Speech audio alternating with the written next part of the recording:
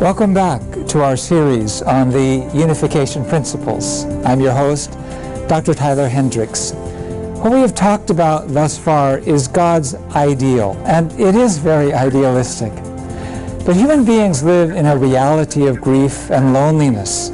Every day, countless events that ought not to occur are occurring around us, and we can easily witness others suffering and our own suffering due to such circumstances. We want to live a life where we receive plenty of good vitality elements and life elements, but to lead a genuine life in this world and the next. But it's not so easy. The daily news inundates us with stories of scams and brutal crimes, political corruption, and the suffering of dying patients. There are also many who suffer from physical handicaps, psychological problems, and sexual confusion beyond their control, who then inflict suffering upon others. In our daily lives, we're bound to experience the existence of evil. In reality, human beings possess an innate desire to choose good over evil. However, as we can see from St. Paul's confession in Romans 7, verses 22 to 23, all human beings are swayed by the influence of some evil force beyond our control. So we carry out the evil which our original mind rejects. According to Christianity, the root of human suffering lies in the fall of Adam and Eve, the progenitors of all humanity. According to Buddhism, all people inherently possess a Buddha nature, though they often fall into despair and suffering due to ignorance and attachment. Concerning this state of human affairs, Chun Shi insisted that human beings are born inherently evil, whereas his contemporary Mencius argued that human beings are born essentially good and only become evil when we are seduced by external influences. Well, what is the answer? The reason human beings have yet to eliminate the existence of evil and subdue its influence lies in the fact that we have yet to comprehend the identity of the source of evil, or the subject partner of evil, which we call Satan, and the manner by which Satan came to assume this position. Thus, it is necessary for us to first uncover the motivation and path by which Satan became, as his title implies, the adversary, and thereby open the path for humanity to finally eradicate evil and create a new history of goodness. The Divine Principle deals with this subject in the section entitled The Human Fall. Let us first investigate the source of human suffering, the root of evil. Starting in Genesis 4, the Bible records an account of the fall. Genesis 2:17 states, "But of the fruit of the tree of the knowledge of good and evil you shall not partake, for in the day that you do, you shall surely die." This was God's word to Adam, his son. This explains that the breaking of this commandment, the partaking of the fruit of the tree of the knowledge of good and evil, is the root of all evil, according to the Bible. Some have ventured to interpret this fruit, which must be a very important point, interpret this fruit to be of a literal variety, perhaps an apple or a peach.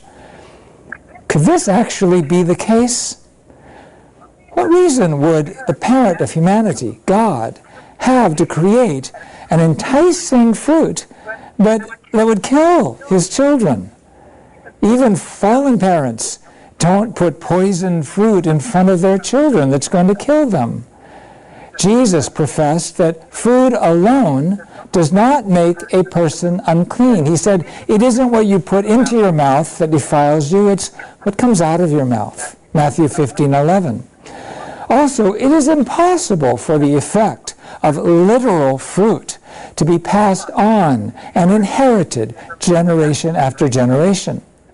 So if we intend to clearly understand the nature of the fall, we need to know the nature of this fruit. And then we must first understand the nature of the tree upon which this fruit grew, the tree of the knowledge of good and evil. However, there are only two references in the Bible to this tree. Genesis chapter 2, verses 9 and verse 17. And thus we will discover the significance of this fruit by comparison with its counterpart, the other tree that was right next to it, the tree of life. References to the tree of life are found throughout the Bible. In Proverbs 13:12, we can deduce that the Old Testament Israelites desired to attain this tree of life. It says that hope deferred makes the heart sick, but desire fulfilled is the tree of life. In Revelation 22:14, we can further deduce that attaining the tree of life remained the desire of those living even after the time of Christ. So it says, "Blessed are those who wash their robes, that they may have the right to the tree of life." Everyone wants the tree of life. Since the ultimate desire of fallen people is to attain the tree of life, we can also assume that this must have been Adam's desire as well, even before the fall. Genesis 3:24 reveals that after the fall, God placed a pair of cherubim, angels with flaming swords, to guard the way to the tree of life. Thus we can deduce that Adam's desire before the fall was to attain that tree of life. So what must have been the desire of immature Adam? It was assuredly to become a complete man, having achieved God's ideal of creation. So the tree of life represents a man who has achieved the purpose of creation. Now, therefore, the tree of the knowledge of good and evil, which stood next to the tree of life at the center of the Garden of Eden, must represent a completed woman, namely Eve.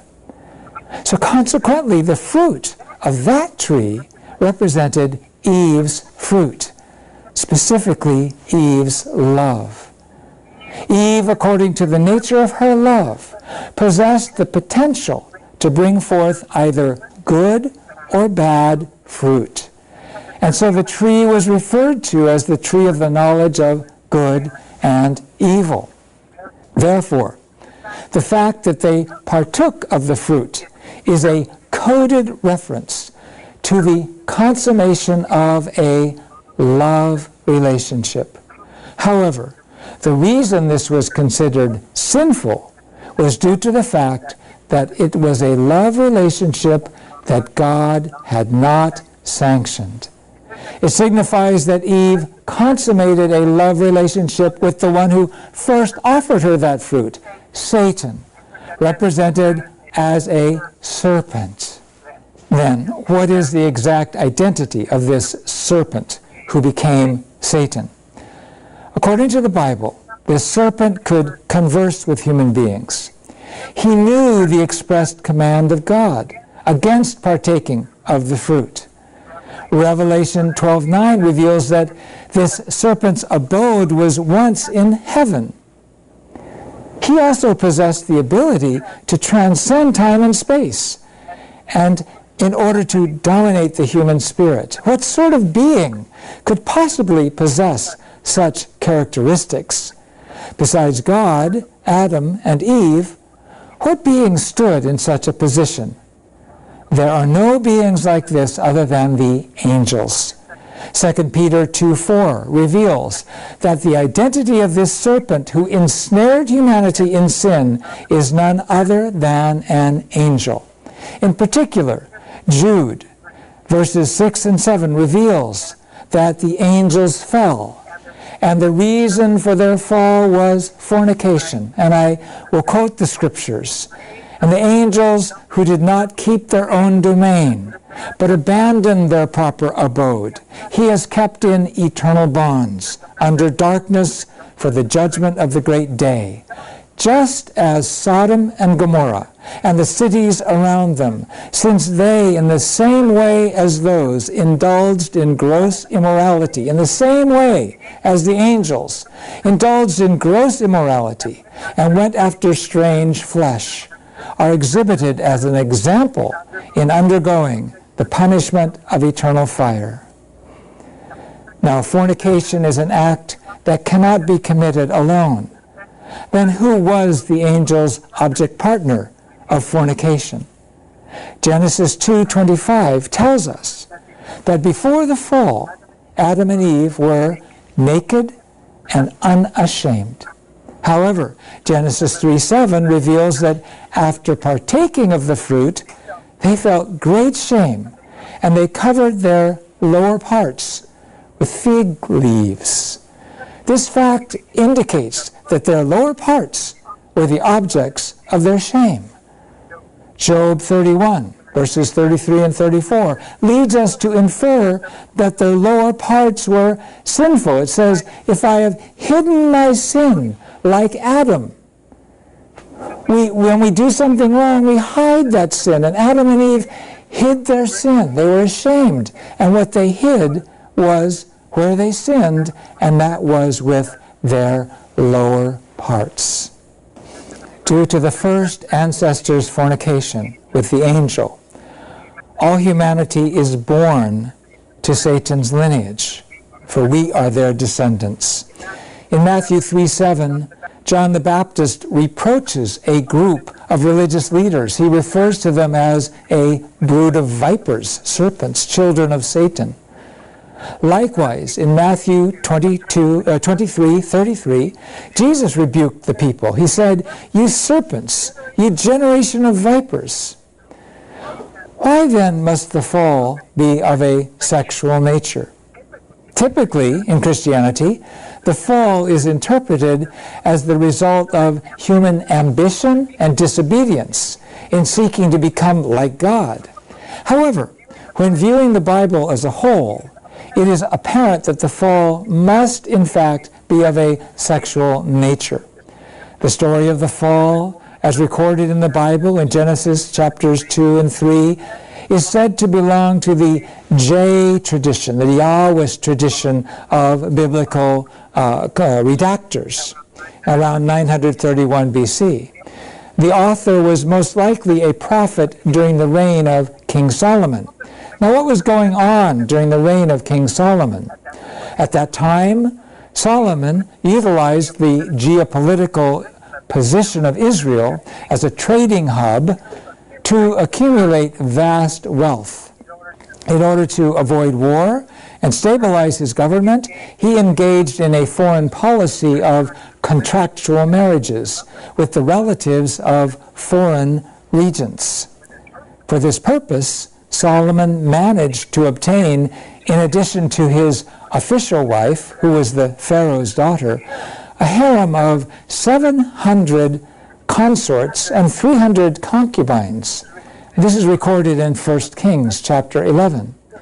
So Solomon went on to embrace the various idols that these 1,000 women brought with them from their own cultures. And he even built altars for them where they could burn incense and make offerings to these idols, to these false gods. Thus, the nation of Israel, which had forsworn to attend Yahweh alone, soon became a religious hodgepodge. Fertility cults, worshipping Asherah or Anat, the goddess of sex and fertility, soon became prevalent. They were spreading everywhere. Fertility cults conducted fertility rituals in which the high priest would engage in sex with a temple prostitute, male or female, to represent sexual unity with the deity. Particularly in the Near East, people began to revere the snake as a symbol of sexual pleasure, along with health and knowledge and fertility. Many children of Israel, the chosen people, they abandoned their commitment to God and began to revere such deities, thereby falling into sexual promiscuity. So it appears that the Yahwist author of those verses in Genesis intended to reveal that the serpent, which many had come to revere, was not in fact a deity of grace, but a seducer and a deceiver, that this sexual deity, the serpent, was the one who actually brought about the human fall, causing Adam and Eve to commit the original sin and be expelled from the Garden of Eden.